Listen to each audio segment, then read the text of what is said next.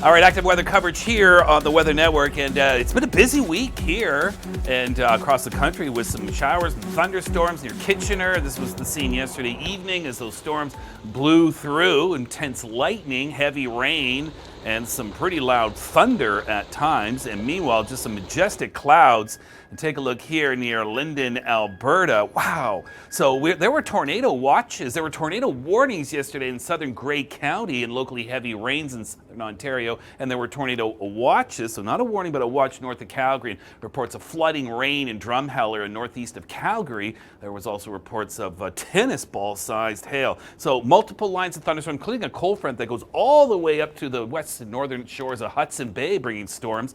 But the storm energy moving from Ontario, which will be very isolated today, over towards Quebec, where heavy rainfall will be a primary concern. And also, once again, the risk of storms renewing themselves potentially near the Alberta-Saskatchewan border eastwards and into Manitoba, northwestern Ontario. So that's a little in a nutshell, things that watch out for today. But we got Connor O'Donovan joining us right now. And Connor, it's all things Calgary Stampede. Now, first of all, have you been to the Stampede so far this year? And if so, how many times?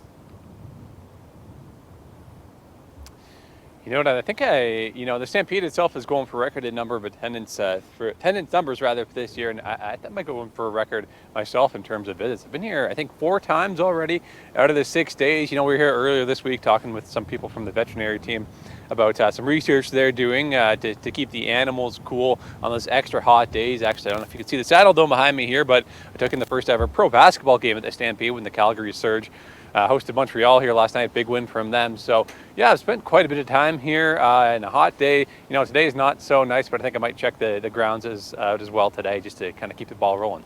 Just for viewers know, that's not like a superimposed screen behind you. That's the actual view. It's just so beautiful. It's a cooler day today in Calgary, about 17 degrees, maybe still some scattered showers. Okay, getting back to the Stampede, have you tried any of the wild selection of foods that are being offered this year?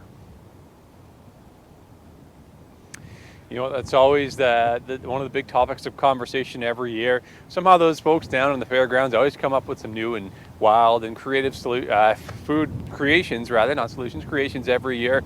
I know there's a Skittles hot dog making a lot of waves this year. I haven't really tried anything yet. I'm kind of saving that for the final weekend. You know, go out with a bang, maybe try something deep fried. I'm sure there's going to be lots of options on that front. And the Skittles hot dog, I mean, you'd never think of combining those flavors, but I'm not going to knock until I try it. So I will try it. Maybe I'll report back to everyone on just how yummy that one is. Can't wait to hear what your report on that will be. All right, thank you very much, Connor. Have a good time.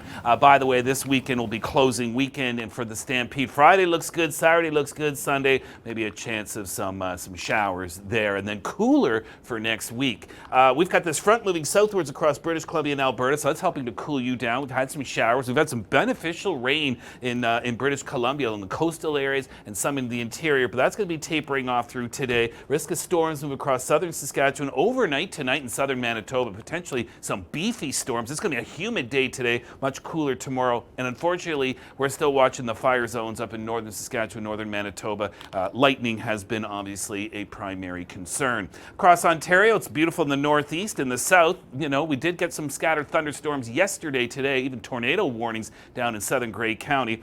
The energy today is moving its way eastwards into Quebec. And there's that humid air mass moving out of Manitoba by tomorrow and then returning to Ontario, Quebec, and to a degree across the east coast this weekend as well. So July living up to its reputation as the hottest month. And here's today and a quick look at tomorrow's afternoon highs.